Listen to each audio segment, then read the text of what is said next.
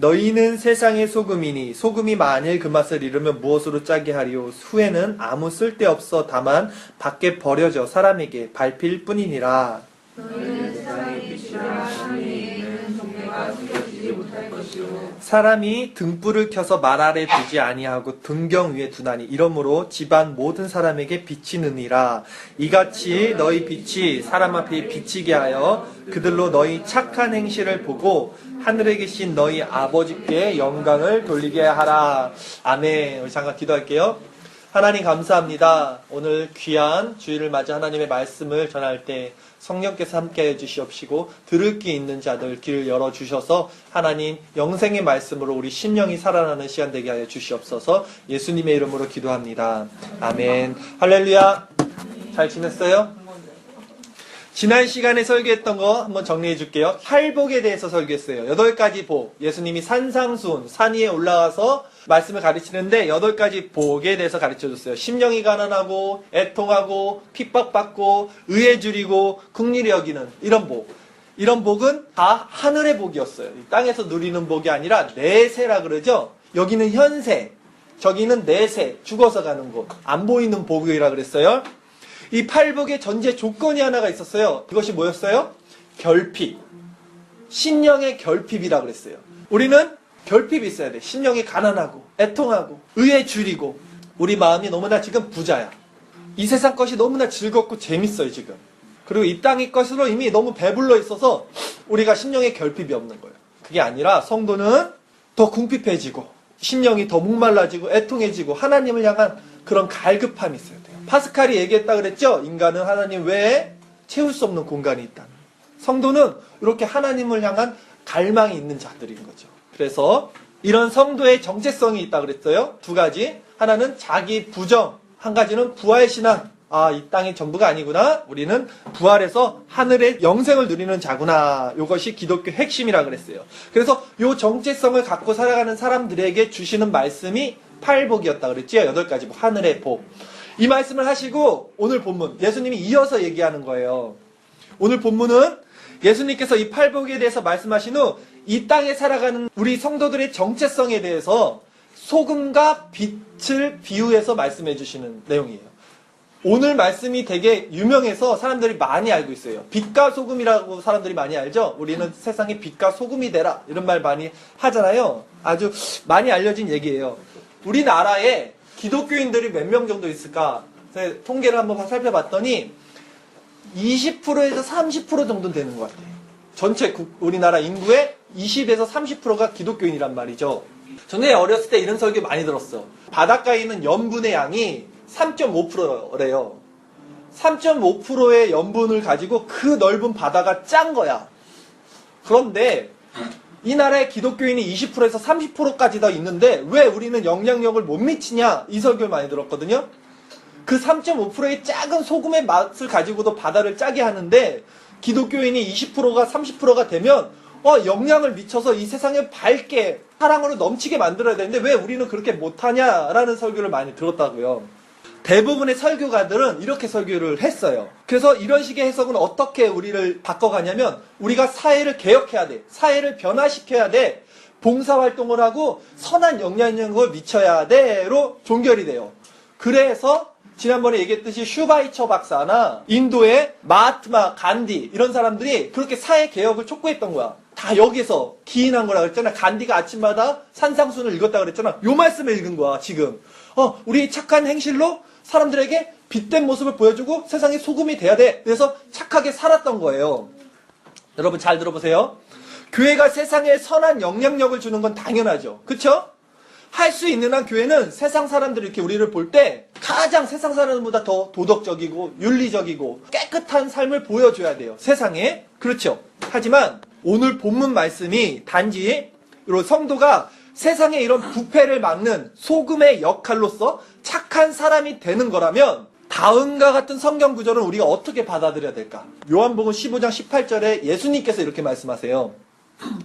세상이 너희를 미워하면 너희보다 먼저 나를 미워한 줄로 알라. 너희가 세상에 속하였으면 세상이 자기 것을 사랑할 터이나 너희는 세상에 속한 자가 아니요 도리어 세상에서 나의 택함을 입은 자인 거로 세상이 너희를 미워한다 라고 말을 해요. 요한복음 16장 33절에는 예수님께서 세상에서는 너희가 환난을 당하나 담대하라 내가 세상을 이겼다 라고 말을 해요. 자, 성도가 세상의 소금과 빛의 역할을 감당하면 세상이 변화돼야 되잖아요. 근데 지금 세상이 변화가 됐습니까? 좋은 사회가 되나요? 그런데 왜 성경은 우리가 세상에 속하지 않고 예수님께 속한 자면 오히려 뭐라 그래요? 세상이 우리를 미워한다고 말할까요? 우리가 선한 영향력을 끼쳐서 세상을 변화시키는 빛과 소금이 되는 건데 지금 또 예수님은 너희가 나한테 속하면 세상에 속한 것이 아니기 때문에 세상은 너희를 미워할 거야, 박해할 거야, 세상에서 환난을 당할 거야. 그러나 담대하라라고 말씀하셨잖아요. 오늘은 소금과 빛이란 제목으로 세상에서 소금으로서의 성도의 역할은 무엇인지, 또 빛으로서의 성도의 뭐라 그랬어요? 아까 착한 행실이라고 했잖아요. 착한 행실은 무엇인지 우리 함께 말씀을 함께 살펴보도록 할게요. 우리 마태복음 5장 13절 말씀 함께 다시 한번 읽어보겠습니다. 너희는 세상의 소금이니 소금이 만일 그 맛을 잃으면 무엇으로 짜게 하리요? 왜는 아무 쓸데없어 다만 밖에 버려져 사람에게 밝힐 뿐이라. 자, 여기서 우리가 주목해야 될 건 뭐냐면요. 지금 소금에 대해서 성경이 어떻게 이야기하고 있는 거예요. 우리가 성경이 어떻게 이야기하고 있는 걸 봐야 돼요. 자세히 보면 이 지금 우리가 읽은 5장 13절 본문 어디에도 이 소금이 우리가 흔히 알고 있는 방부제 역할, 세상의 부패를 막는 그런 역할을 한다는 말이 없어요. 지금 성도는 세상 속에서 소금처럼 이렇게 방부제 역할을 해야 한다는 식의 해석은 사실 그냥 우리 스스로 소금에 대한 우리의 일반적인 견해에서 오는 해석이란 말이죠. 우리가 그냥 소금 하니까 아 소금은 방부제 역할을 하잖아. 그래서 썩지 말라고 소금 뿌리잖아 생선에. 그러니까 아 우리는 이런 세상에 소금의 역할을 해야 된다는 우리의 생각이야. 성경은 지금 그걸 얘기하지 않아요. 너희는 세상에서 소금의 역할로 부패를 막으라고 말씀하지 않았어요. 지금 13절 다시 한번 읽어보세요. 너희는 세상의 소금이니 소금이 만일 그 맛을 잃으면 무엇으로 짜게 하리요? 그러죠? 성경은 단지 소금의 맛에 대해서만 지금 강조하고 있어요. 소금의 맛. 즉 성경이 말하는 것은 소금의 맛이지 소금의 용도, 즉 세상에서 부패를 방지하는 성도의 이런 사회 참여, 사회 개혁에 대해서 말씀하는 게 아니에요. 지금 본문이. 그런데도 대부분 사람들은 이 말씀을 스스로 여기다 어떤 의미를 부여해서 우리가 알고 있는 선 지식을 여기다 대입해서 비록 예수님께서는 지금 소금이 맛을 낸다는 말씀을 이렇게 하셨지만 그래도 소금은 부패 방지에도 사용되니까 나는 소금을 부패 방지로 이해할래. 이렇게 해석하면 안 된다는 거예요. 지금 말씀을. 본문에서 말씀하고 있는 건 소금의 맛이에요. 예수님이 이제 소금의 맛에 대해서 얘기하고 있어요. 소금의 용도가 아니라. 그렇다면 소금의 맛은 무엇이냐? 성경이 말을 해요. 누가복음 14장 26절에 예수님이 이렇게 말합니다. 잘 들어보세요. 무릇 내게 오는 자가 자기 부모와 처자와 형제와 자매와 더욱이 자기 목숨까지 미워하지 아니하면 능히 내 제자가 되지 못하고 누구든지 자기 십자가를 지고 나를 따르지 않는 자도 능히 내 제자가 되지 못하리라 라고 말을 해요. 이거 지금 예수님이 제자의 조건에 대해서 가르쳐 주는 거예요. 그러면서 뭐라고 말하냐면 33절 이와 같이 너희 중에 누구든지 자기의 모든 소유를 버리지 아니하면 능히 내 제자가 되지 못하리라. 소금이 좋은 것이나 소금도 만일 그 맛을 잃으면 무엇으로 짜게 하리요? 땅에도 거름에도 쓸데없어 내버리느니라. 들을 귀가 있는 자는 들을지어다 하시냐. 이렇게 말씀해요. 제자의 조건을 얘기한 다음에 갑자기 뜬금없이 소금에 대해서 얘기한단 말이에요. 지금 누가복음에 보면. 근데 여기서도 소금의 기능이 아니라 예수님이 소금의 맛에 대해서 얘기하고 있어요. 소금이 그 맛을 잃으면 무엇으로 짜게 할 거냐? 이렇게 맛에 대해서 얘기한다고요. 즉 제자, 다시 말해서 성도는 자기를 부인하고 십자가를 지는 자잖아요. 그게 제자의 조건이었잖아요. 이것이 성도가 지니는 맛이라는 거예요. 소금의 역할. 이 정체성을 이루면 성도는 그냥 버려진다는 거예요. 아무 쓸데없는 자가 된다는 거예요. 다시 정리할게요. 오늘 이 본문이 말하는 소금의 역할은 우리가 흔히 알고 있는 세상의 부패를 막자, 이런 사회 개혁, 사회 참여로서의 소금을 말하는 것이 아니라 이 소금이 가지는 속성, 즉 그 맛에 대해서 얘기하고 있어요. 이것은 뭐였냐면 제자를 부르실 때 그 소금에 비유했던 그 맛, 즉 제자, 성도는 자기 부정, 십자가로 이어지는 성도의 정체성에 대해서 얘기하고 있어요. 이 소금은 성도의 정체성을 얘기하는 거야. 너 세상에 나가서 세상을 변화시키라가 아니라 세상을 썩지 않게 만들려라가 아니라 너의 정체성, 소금으로서의 너의 맛을 알아라. 그 맛은 뭐예요? 자기를 부인하고 자기 소유를 버리고 예수님의 십자가를 따라가는 그 모습이다. 그것이 성도의 맛이야. 그걸 이루면 너는 버려지게 될 거야. 땅에 밟히게 될 거야를 말하는 거예요, 지금. 이해 가나요, 여기까지? 할게요. 두 번째, 빛에 대해서는 이제 살펴볼게요. 빛. 오늘 소금과 빛이죠? 마태복음 5장 우리 14절에서 16절까지 함께 한번 읽어볼게요. 너희는 세상의 빛이라. 동네가 숨겨지지 못할 것이요. 사람이 등불을 켜서 말 아래 두지 아니하고 등경 위에 두나니 이러므로 집안 모든 사람에게 비치느니라. 이같이 너희 빛이 사람 앞에 비치게 하여 그들로 너희 착한 행실을 보고 하늘에 계신 너희 아버지께 영광을 돌리게 하라. 이렇게 말을 해요. 사실 사람들이 요 본문, 소금과 빛의 본문을 보고 자꾸 우리가 뭔가 세상에서 변화를 줘야 돼. 생각이 든 이유가 요 16절 때문에 그래요. 우리 16절만 다시 한번 읽어볼까요? 이같이 너희 빛이 사람 앞에 비치게 하여 그들로 너희 착한 행실을 보고 하늘에 계신 너희 아버지께 영광을 돌리게 하라. 그쵸? 너희 착한 행실을 보고 세상이. 그러니까 우리가 뭔가 착하게 살아야 돼. 이렇게 자꾸 생각을 하게 돼요. 맞죠? 그러나 여기서 말하는 착한 행실은 뭐냐면 세상적 기준의 선행, 착한 일이라기보다는 그걸 넘어선, 그걸 초월한 예수님의 성품을 닮아가는 선을 의미해요. 여기서 쓰인 착하다는 단어가 헬라어로 칼로스라고 그러거든요. 칼로스. 근데 이 칼로스는 성경에서 선이라는 의미를 갖고 있어요. 요한복음 10장 11절 말씀. 나는 선한 목자라. 선한 목자는 양들을 위하여 목숨을 버리거니와. 여기서 예수님이 나는 선한 목자야. 나는 선하다라고 말하는 게 칼로스야. 착한 행실. 만약 본문이 이 말하고 있는 이 착한 행실이, 이 기준이 우리가 그냥 일반적으로 지금 알고 있는, 상식적으로 알고 있는 세상의 도덕, 윤리, 사회, 법상 위에 있는 그런 기준의 선, 그런 착한 행실이라면 기독교인 말고도 착한 사람들 세상에 얼마나 많아요. 그쵸? 그 사람들은 누구에게 영광을 돌리는 거야, 지금? 지금 너희 착한 행실을 보고 세상 사람들이 하나님께 영광을 돌리게 하라고 그랬잖아요. 성경 말씀 16절에. 그런데 우리가 알고 있는 이 선의 기준이 사실 그 정도의 선이라면 교회 안 다니고 하나님 안 믿는 사람들도 착한 일 더 많이 하는 사람 많잖아요. 그럼 그 사람들의 선은, 그 영광은 지금 누가 받고 있는 거야? 누구한테 영광을 돌리고 있냐는 거죠. 성경에 말하는 선의 기준은 세상 기준의 선과는 달라요, 여러분. 성경이 말하는 선을 우리는 예수님의 모습을 통해서 알 수가 있어요. 예수님은 어떤 삶을 살았었어요? 자기를 부인하고 십자가를 지시고 하나님께 순종하는 삶의 모습으로 선을 나타내셨어요. 그러니까 성도의 선행이란 세상 기준의 선을 넘어섰어요. 넘어선 이야기야. 예수님을 닮은 자기 부정과 십자가로 이어지는 순종의 모습이라는 거예요. 그러니까 이거는 세상 사람들이 흉내낼 수 없는 선이야. 세상 사람들이 따라올 수 없는 착한 행실이라고. 요거는 오히려 세상 가치와는 반대되는 거거든요. 자기 부정의 길은. 교회가 사회 봉사하고 불이웃 돕고 구제하고 이런다고 세상 사람들이 우리를 미워해요? 박해해요? 핍박해요? 아니에요. 핍박 안 하잖아요. 오히려 잘한다고 타해면에 기사를 써줘요. 교회가 세상 사람들이 알고 있는 수준의 선을 행하면 세상이 우리를 박해하지 않아요. 인정해준단 말이에요. 아유, 교회 착하다. 교회가 저런 일도 하네. 그래야지. 불이웃 도와야지, 교회가. 이렇게 박수 쳐준다고요. 그런데 우리가 예수님께 속한 자면 세상이 너희를 박해할 거라 그러잖아요, 예수님은. 무슨 말이냐고요, 이건 도대체. 성경이 말하는 선의 기준이 세상 기준과 같은 것이라면 우리가 이 선을 행할 때 왜 굳이 핍박을 받겠냐는 거예요. 세상이 말하는 선의 기준과 성경이 말하는 선의 기준이 다르다는 걸 얘기하는 거예요. 계속 선생님이 지금.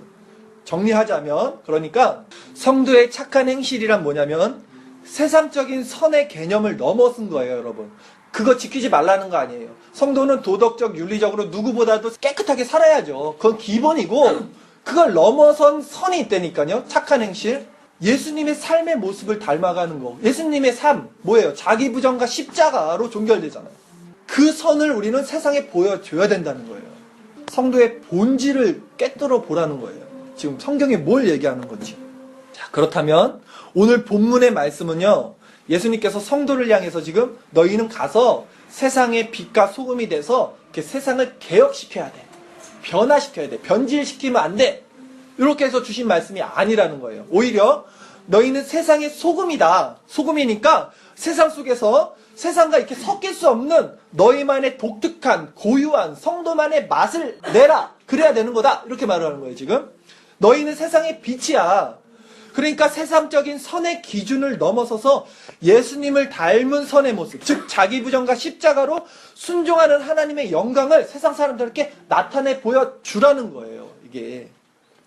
그러니까 이렇듯 오늘 본문은요, 어디다 이렇게 방점을 찍고 보느냐에 따라서 해석이 너무 달라져요. 방점 알죠? 우리가 이쪽에서 보면 이게 이렇게 보이고 저쪽에서 보면 사물이 다르게 보이잖아요. 소금이라는 말을 성도의 세상 속에서 이런 부패를 방지하는 방부제 역할로 우리가 바라보면 우리 성도가 행할 일은 슈바이처나 간디처럼 세상에 나가서 우리가 개혁을 해야 돼.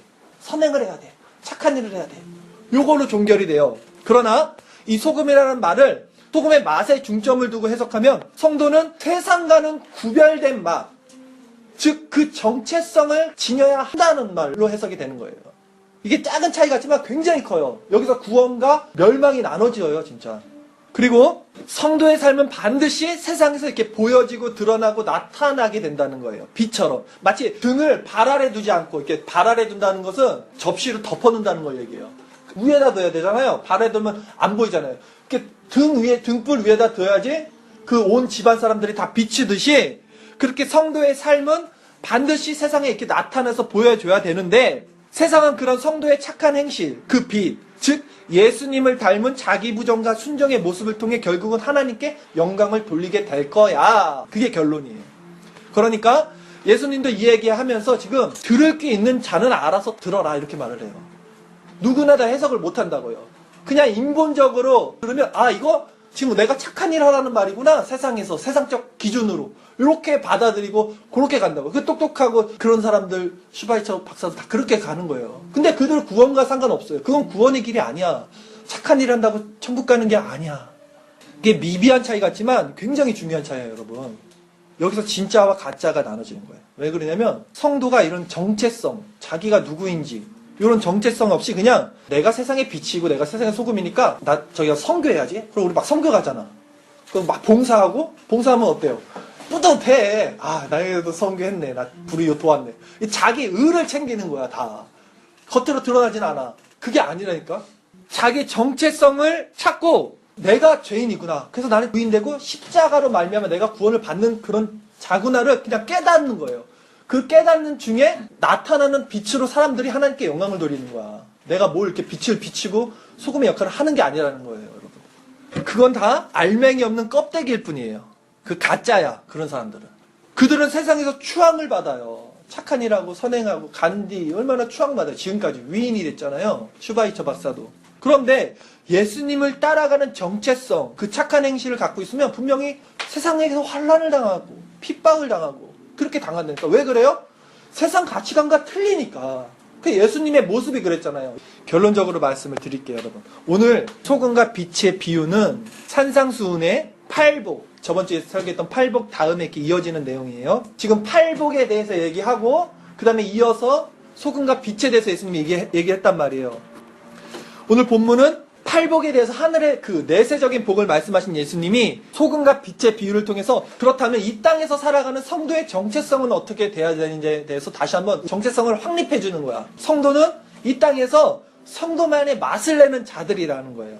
그 맛을 잃으면 그냥 성도는 세상 속에서 밟힐 뿐이라는 거예요.